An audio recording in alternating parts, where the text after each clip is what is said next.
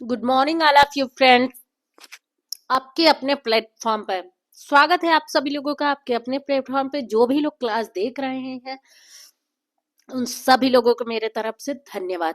देखते हैं, ज्यादा बात ना करते हुए, क्योंकि पेपर का डेट आने की संभावना बन रही है। तो देखिए, ज्यादा बात ना करते हुए केवल और केवल हम अपने पढ़ाई पे फोकस करते हैं।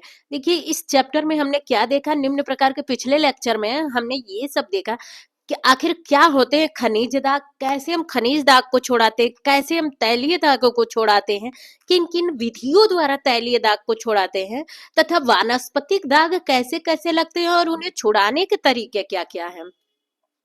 इन चीजों को हम जाने, इसके साथ ही हमने जंतु धब्बों को भी जाना, पायसीकरण की विधि हम जाने कि पायसीकरण आखिर क्या होता है, जहां से क्वेश्चन खूब पूछ लिए जाते हैं। इसके साथ ही हमने क्या जाना, क्षारीय क्षारीय तथा अम्लीय जाना कि जो क्षारीय दाग, जो क्षारीय अभिकर्मक क्या होते हैं और अम्लीय अभिकर्मक क्या होते हैं, उन्हें कैसे हटाया जाता है।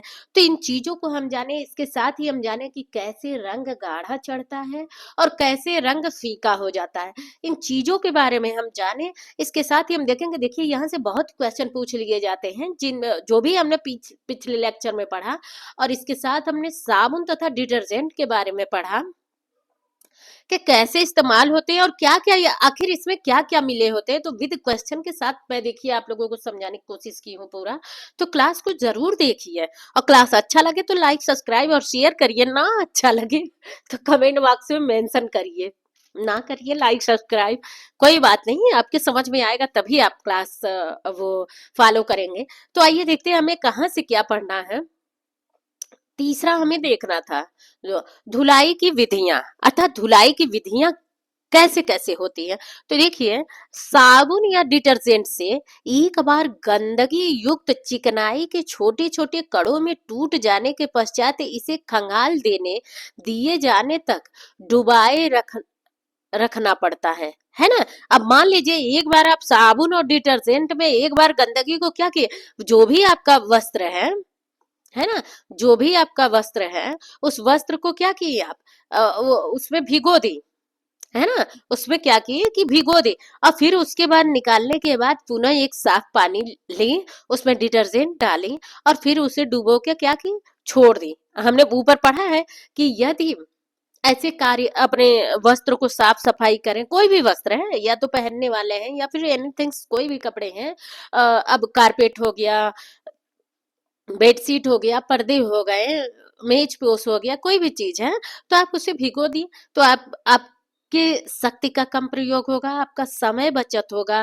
तथा वो वस्त्र भी खराब नहीं होगा, क्योंकि उस पे हमें ब्रश वगैरह का इस्तेमाल नहीं करना पड़ेगा, है ना।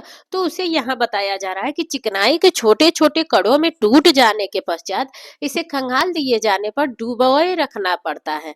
वस्त्र के कुछ हिस्सों पर ऐसी गंदगी लगी होती है जो उनके साथ चिपकी होती है। अब मान लीजिए, जो आपका ये कॉलर है ना, कॉलर हो गया, फिर ये बाजू के पास, हाथ के पास जो कलाई के पास होता है, यहाँ जहाँ पे बटन होता है ना, तो ये पोर्शन आप देखते हैं ना, चाहे बड़े लोग हो के या बच्चों के हो के, फिर चाहे हम सूट वगैरह पहनते हैं तो गले के पास हो गया, या फिर हाथ के यहाँ हो गया। तो ये कुछ ऐसे जगह होते हैं ना कि हम गीले भी रख देते हैं वस्त्र को, फिर भी हमें थोड़ा मैश करना पड़ता है हाथ से, है ना। तो उसे चिपकी रह जाती है ना। धुलाई के लिए प्रयुक्त विधियां इन दो कार्यों में सहायता करती है। अब तो मान लीजिए, बहुत ये नहीं होगा कि हाथ से ही बहुत लोग धुलती होंगी, लेकिन कुछ वस्त्र ऐसे होते हैं कि जिन्हें हम वॉशिंग मशीन में नहीं धुल सकते हैं, है ना। तो हाथ से ही भिगो के छोड़ देते। कभी कभी होता है ना, घर में सारे कपड़े गंदे पड़े हैं, है ना, बच्चों के हैं, बड़ों के हैं, सबके हैं, चलो इसे हम वॉशिंग मशीन में डाल देते हैं। लेकिन कुछ कपड़े क्या है, एकदम वाइट है, तो उसे हमें हाथ से धुलना पड़ता है। तो उस काम के लिए ये बताया जा रहा है, वस्त्र के साथ चिपकी गंदगी को अलग करना तथा निलंबित रखना, है ना, उसे निलंबित रखना। चयनित विधि रेशे के अंश, धागे की किस्म तथा वस्त्र निर्माण एवं धुलाई की जाने वाली वस्तु के आकार तथा भार पर निर्भर करती है। अब मान लीजिए, रेशे पूछ रहा है, तो कपास का रेशा है, रेशम है, नायलॉन है, सिंथेटिक है, पॉलिएस्टर है, डेक्रान है, कौन सा, आखिर वो कौन सा रेशा है है ना? सभी रेशों को तो हम सेम टाइप धुलते नहीं हैं, ऊनी है।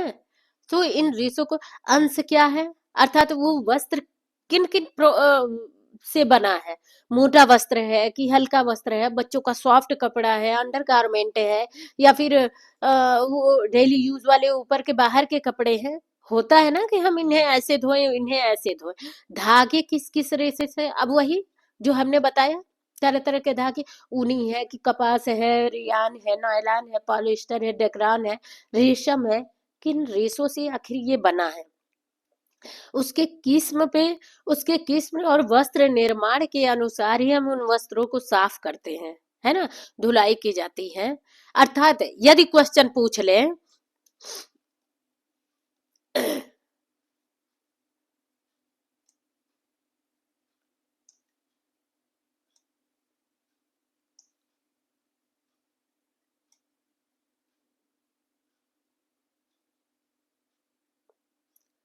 सॉरी,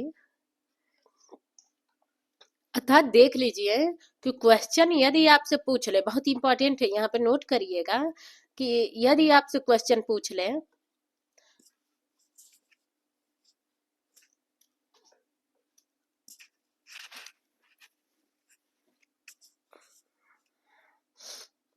क्या है,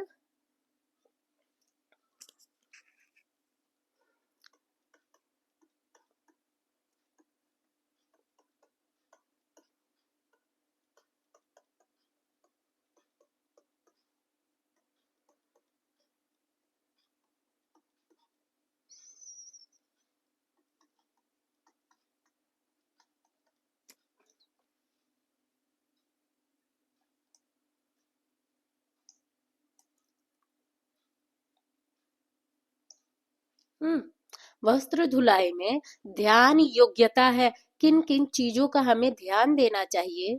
तो देखिए, ऐसे समझ लीजिएगा,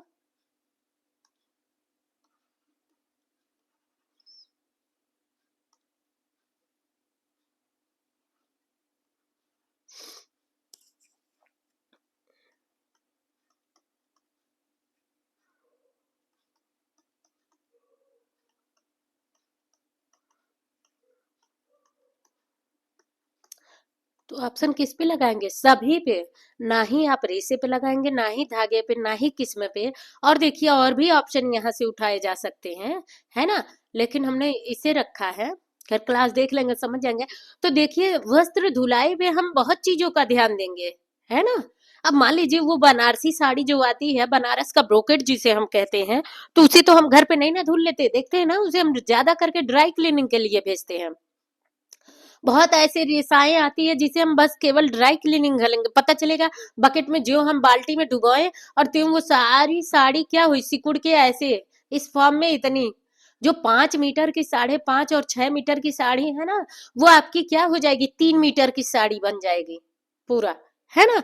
तो उसी चीज को, कि हर चीज को हम ध्यान रख के तब हम धुलाई की विधि क्या करते हैं, कार्य करते हैं सब चीज के। तो क्वेश्चन यहाँ से भी बन जाएगा, देखिए, वस्त्र निर्माण एवं धुलाई की जाने वाली वस्तु का आकार तथा भार पर निर्भर करती है। अर्थात वो, अब मान लीजिए पर्दे कितने बड़े बड़े होते कि नहीं होते, और मेजपोज कितना छोटा होता है, तो उसकी धुलाई में आपको अंतर आएगा। इसी बात को यहाँ पे बता रहा है।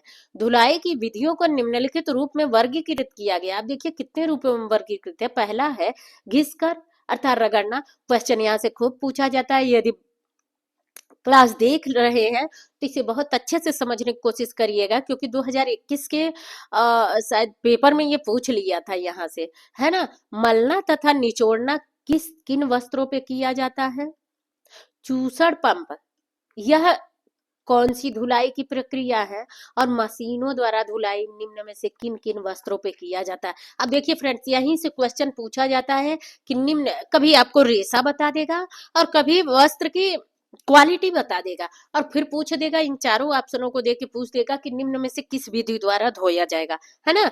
तो यदि क्लास देख रहे हैं तो इसे अच्छे से देखिए, ये आपकी खुद जागरूकता है, जिम्मेदारी है कि आप कैसे पढ़ लीजिए। आगे देखते हैं, और ये इसके अलावा कोई और भी क्वेश्चन पूछना होगे तो कमेंट बॉक्स में मेंशन करिए, हम जरूर आपको बताएंगे, है ना। देखिए मशीन द्वारा धुलाई। आइए अब हम इन विधियों पर विस्तार से चर्चा करें। पहला क्या है? रगड़ना। सबसे पहले आपने क्या देखा, रगड़ना या घिसना? लिख लीजिए यहाँ पे, घिसना, है ना। दोनों के बारे में यहाँ पे बताइए, ध्यान से पढ़िएगा। रगड़ना और घिसना यह धुलाई की सर्वाधिक प्रचलित विधि है। अब भाई हम घर पे क्या करते हैं, जो ज्यादा गंदा हुआ, ये जो ब्रश है इसे उठाएं और फिर क्या कर दिए, घिस दिए कपड़े पे। लेकिन देखिए कौन सा तरीका सही है और क्या नहीं सही है, इस बात को पहले यहाँ पे देखिए। जबकि ये सर्वाधिक प्रचलित विधि है ना, रगड़ना और घिसना। पूछ लेगा।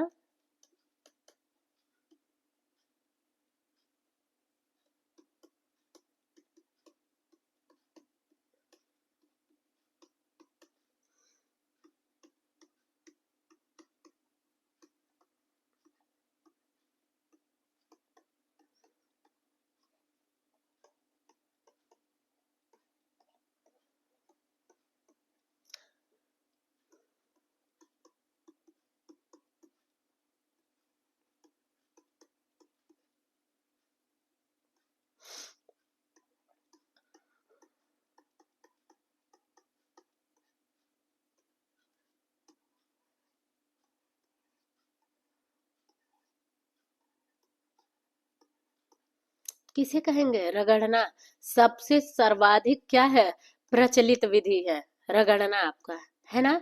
तो ध्यान दीजिए, ऐसे ही सब में से ऐसे क्वेश्चन बना लेता है। आगे पढ़ते हैं, अभी तो देखिए एक लाइन में मिला है क्वेश्चन। तो देखिए, सफाई की यह विधि मजबूत सूती वस्त्रों के लिए प्रयुक्त किया जाता है ना। अब इसके आगे नोट कर लीजिए यहीं पे, प्लस किसके लिए यह किया जाता है, मजबूत। अब ये नहीं कि बच्चों के कोई भी कॉटन के कपड़े हैं, ठंड गर्मी के मौसम में, ये समर के सीजन में हम क्या करते हैं, अगर बेटियां हैं तो हल्के हल्के उनके उन्हें फ्रॉक पहनाते हैं, वो होता है ना ये कॉटन का फ्रॉक, ऐसे सुंदर सुंदर सा होता है ना। तो ये नहीं कि उस पे हम ब्रश चला दें। बेटे हैं तो उनके लिए देखिए सुंदर सुंदर कॉटन के टी शर्ट वगैरह होते हैं ना।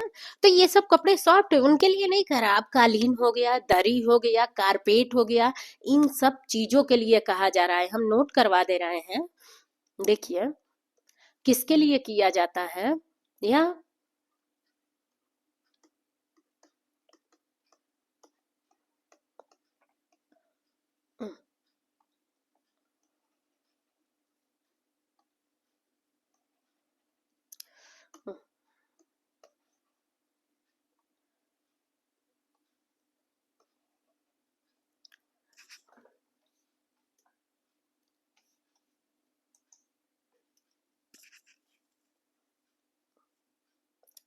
कुछ डिस्टर्ब हो रहा है। हाँ,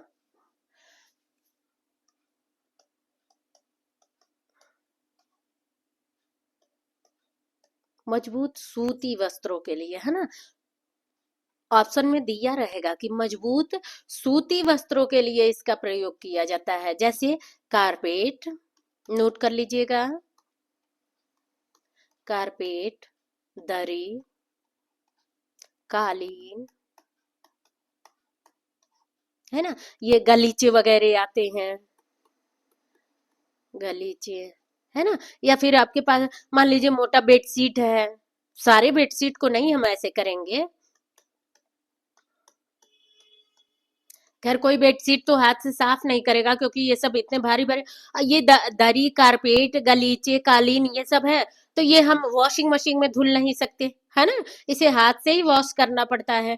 तो इन चीजों के लिए इसे यहाँ पे मेंशन किया है। बाकी ये बेडशीट वगैरह तो हम वॉशिंग मशीन में भी धुल लेते हैं, लेकिन मेन यही ऑप्शन में देगा। इस चीज को यहाँ पे नोट कर लीजिएगा, ध्यान करिएगा। और मैं बार बार कहती हूँ, मेरे क्लास के टाइम पे जरूर एक एक नोट बुक और एक पेन लेके बैठा करिए, है ना, ताकि इसे नोट कर लिया करिए, इन क्वेश्चनों को हल्के में ना लिया करिए। देखिए, रगड़ वस्त्र के एक भाग को वस्त्र के दूसरे भाग के साथ हाथ से रगड़ कर उत्पन्न किया जा सकता है ना। अब ये नहीं कि उल्टा सीधा दोनों साइड आप क्या की ब्रश मारे गई, है ना। कारपेट है, जिधर गंदगी है उधर आप क्या करिए, ब्रश मारिए तथा दूसरे साइड हाथ से भी फिर निचोड़ सकती हैं, उसे बताया जाए। वैकल्पिक रूप से हाथ की हथेली पर यह किसी स्क्रबिंग बोर्ड पर वस्त्र के गंदे भागों को रखकर ब्रश से रगड़ा जाता है। रगड़ना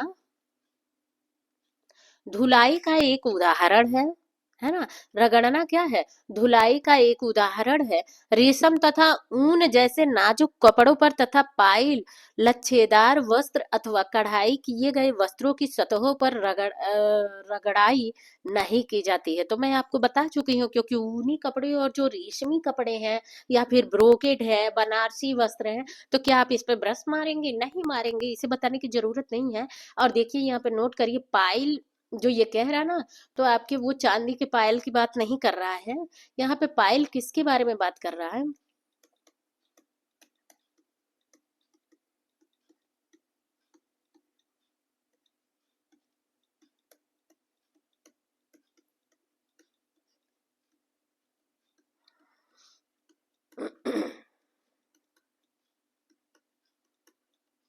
ये तीनों आएंगे। क्वेश्चन यहाँ से भी बनता है कि निम्न में से पाइल वस्त्र हैं, तो देखिए तौलिया है ना, हैंकी हो गया, तौलिया हो गया, टॉवेल हो गया, ये बेलवेट हो गया। अभी आप समझ जाएंगे। देखिए जिन वस्त्रों में फर निकले होते हैं, अब ये मान लीजिए आपके वस्त्र हैं, है ना,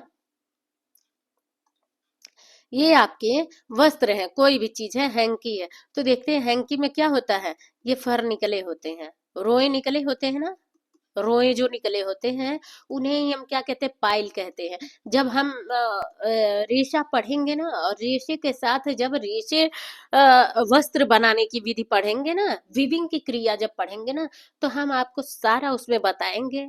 और ये क्या होता है, एक तो सजावटी होता है और एक क्या होता है, सामान्य होते हैं, तो ये सारे उसमें आते हैं, पायल वगैरह सब आएंगे। तो ट्विल है, पायल है, कैलिको है, गवर्ड है, बहुत सारे हैं। खैर इस टॉपिक पे हैं तो हमें वो ध्यान नहीं आ रहा है। तो टीजीटी का जब कोर्स मैं करवाऊंगी ना, तो उसमें ये सारे आते हैं। खैर देखिए क्वेश्चन यहाँ से भी ऐसे उठा लीजिए, जैसे पाइल बुनाई के वस्त्र किसे, तो आपका जो टावल वेल होता है ना, तो उसमें दिखते हैं रोए निकले होते हैं, तो जो रोए निकले होते हैं इन्हीं को हम फर वाले रेशे भी कहते हैं, फर रेशे, है ना। फर, और इन्हीं फर रेशे को ये डबल होते हैं तो इन्हें तौलिया और हैंकी में इस्तेमाल होता है। जबकि ये वेलवेट होता है ना, तो इनके फरों को ऊपर से काट दिया जाता है, तो देखते सॉफ्ट सॉफ्ट। अब वेलवेट ले लीजिए, ब्लैंकेट ले लीजिए, ब्लैंकेट ले लीजिए, तो ये सब किस में आते हैं, पाइल वाले रेशे में आते हैं, फर वाले। यहाँ पे ये दे दिया है पॉइंट, तो मैं कहीं आप डिस्टर्ब होंगे तो इसीलिए इतना बता दी। खैर इसका काफी थोड़ा बड़ा वो है, इसमें भी तरह तरह के वस्त्र बटे हुए हैं। ये सारे मैं आपको एक ही साथ बता दी कि तौलिया, हैंकी, वेलवेट और ये ब्लैंकेट। लेकिन ये इन सब का हम अलग अलग बुनाई पढ़ते हैं।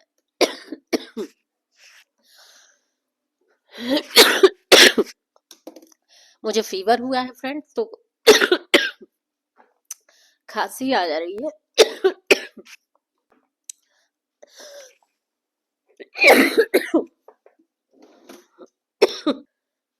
सॉरी फ्रेंड्स, तो मैं क्लास आगे नहीं बढ़ा पाऊंगी। नेक्स्ट अगले लेक्चर में हम पढ़ेंगे मलना तथा निचोड़ना, और इसके बारे में विद क्वेश्चन के साथ हम समझेंगे। क्लास अच्छा लगा होगा तो ज्यादा से ज्यादा लाइक, सब्सक्राइब और शेयर करिए। सो फ्रेंड नेक्स्ट अगले लेक्चर में मिलते हैं, तब तक के लिए बाय बाय।